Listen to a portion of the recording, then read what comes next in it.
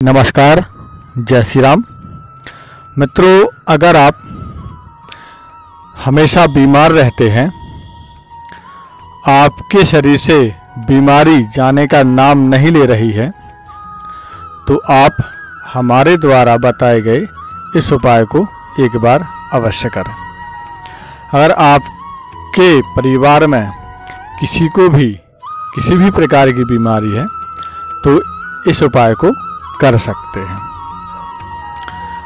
यह उपाय श्रद्धापूर्वक, निष्ठापूर्वक करना है। अगर आप स्वयं नहीं कर सकते हैं तो किसी योग ब्राह्मण से करा सकते हैं। हमारे शास्त्र में ऐसे उपाय बताए गए हैं रोग को जड़ से मिटाने के लिए कि हम उसकी कल्पना नहीं कर सकते हैं, बस हमें उसको जानने की ज़रूरत है।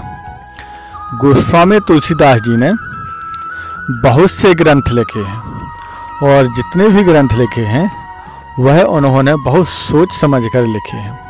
अगर आप उनके एक एक ग्रंथ का अध्ययन करेंगे तो उन्हीं ग्रंथों में हमें हर एक समस्या का समाधान मिल जाएगा।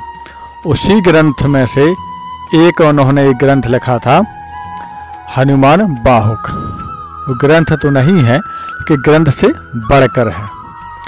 उन्होंने हनुमान बाहुक को लिखा था, तो उसी हनुमान बाहुक में आपके रोग का समाधान है। जब हनुमान जी को देह पीड़ा हुई, तब उन्होंने इस ग्रंथ की रचना की थी।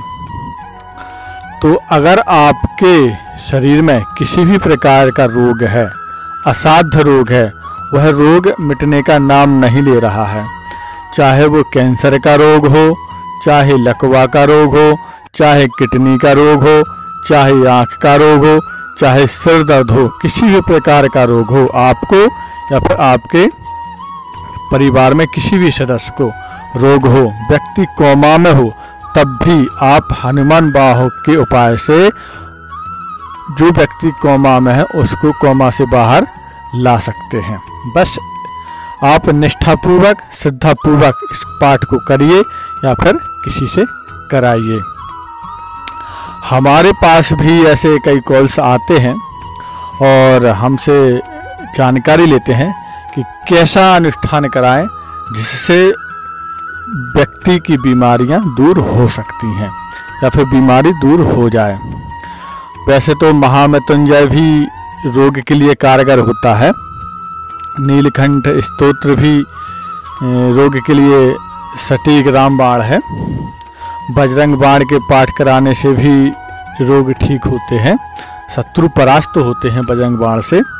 और अगर आप हनुमान बाहुक के पाठ करते हैं या फिर श्रद्धापूर्वक कराते हैं तो इससे भी व्यक्ति के शरीर में किसी प्रकार का रोग हो वह रोग समाप्त हो जाता है। अब हनुमान बाहुक का जो अनुष्ठान है वो करना कैसे है उसको ध्यान से सुन लें। हनुमान बाहुक के अनुष्ठान को या तो फिर आप किसी हनुमान जी के आश्रम में कराएं या फिर आप घर में कराएं।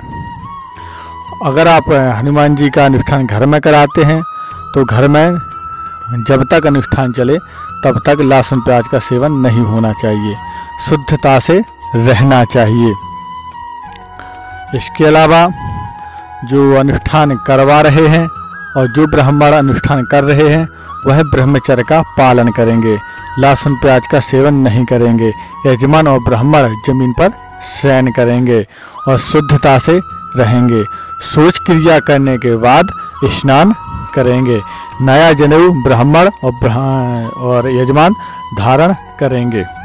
इतना हमेशा ध्यान रखना है। हनुमान बाहुक के पाठ प्रारंभ करने से पहले शुभ मुहूर्त का चयन करना अनिवार्य है। यजमान के नाम से जो यजमान रोगग्रस्त है, अस्वस्थ है, उसके नाम से शुभ मुहूर्त का चयन करना है।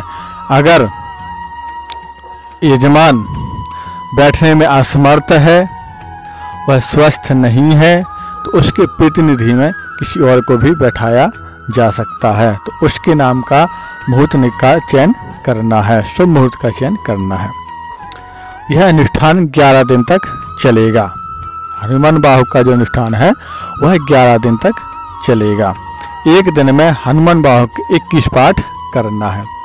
11 दिन तक लगातार 21-21 पाठ करना है। 11वें दिन हनुमान जी के अनुष्ठान का समापन होगा और उस दिन हवन होगा। जिस दिन हनुमान जी के अनुष्ठान का प्रारंभ होगा, हनुमान बाहु के पाठ का प्रारंभ होगा, उस दिन हनुमान जी की प्रतिष्ठा विधि विधान से अपने घर में या मंदिर में करनी है। अगर मंदिर में अनुष्ठान करा रहे हैं तो वहाँ प्रतिष्ठा कराने की जरूरत नहीं है, वहाँ स्वयं हनुमान जी प्रतिष्ठित हैं, वहाँ केवल आपको पाठ अकेले करना है।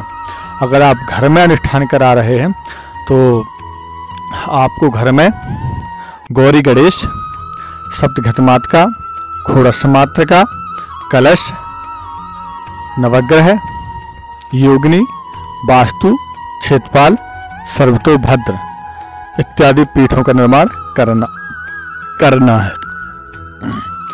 पीठों का निर्माण करने के बाद उन सभी पीठों पर पृथक पृथक देवताओं का आवाहन करना है, उनका विधि विधान पूजन करना है। इसके बाद प्रधान वेदी पर हनुमान जी को स्थापित करना है, हनुमान जी की प्रतिमा लगानी है और फिर हनुमान जी का विधि विधान से पूजन करना है। पूजन करने के बाद शुद्ध आसन पर बैठ करके संकल्प लेकर के हनुमान जी के जो हनुमान बाहु का पाठ है उसका पाठ प्रारंभ करना है। जब आप पाठ प्रारंभ करेंगे तो सामने आचमनी पंचपात रख लेंगे और एक कटोरी भी रख लेंगे। जब आपका एक पाठ हो जाए तो एक पाठ करने के बाद एक आचमनी जल कटोरी में डाल देंगे। इस प्रकार आप 21 पाठ करेंगे, 21 आचमनी जल कटोरी में डालेंगे। उस जल को जो व्यक्ति रोगग्रस्त है उसको पिला देंगे और जो कुछ जल बचेगा उसके शरीर में लगा देंगे। यह पाठ आपको 11 दिन करना है और आचमनी का जल 11 दिन जो रोगी है उनके शरीर में लगाना है। तो इस तरह से अगर आप अनुष्ठान करते हैं, हनुमान बाहु के पाठ कराते हैं, तो आप निश्चित मानिए कैसा भी रोग हो उस व्यक्ति का रोग ठीक हो जाएगा, ऐसा हमें पूर्ण विश्वास है। इस उपाय को हमने 2-4 लोगों पर उपयोग किया है, उनको इससे लाभ हुआ है। और इसका एक लाभ और होता है, अगर आपके घर में किसी प्रकार की प्रेत आत्मा होगी या फिर किसी व्यक्ति ने आपके घर पर जादू टोना कराया होगा तो वह भी समाप्त हो जाएगा। इसी पाठ से घर का बंधन भी हो जाता है।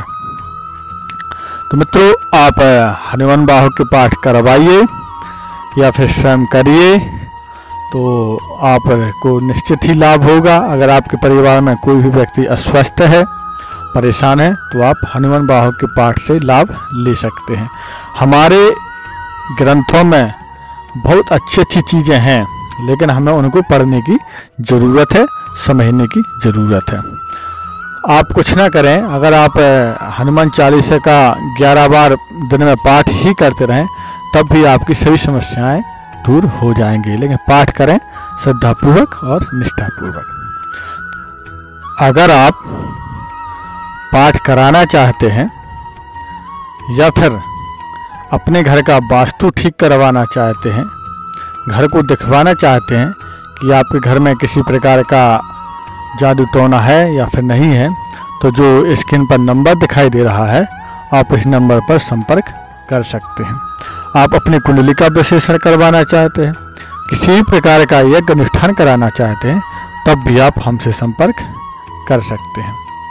तो मित्रों, मिलते हैं अगली जानकारी के साथ, तब तक के लिए जय श्री राम।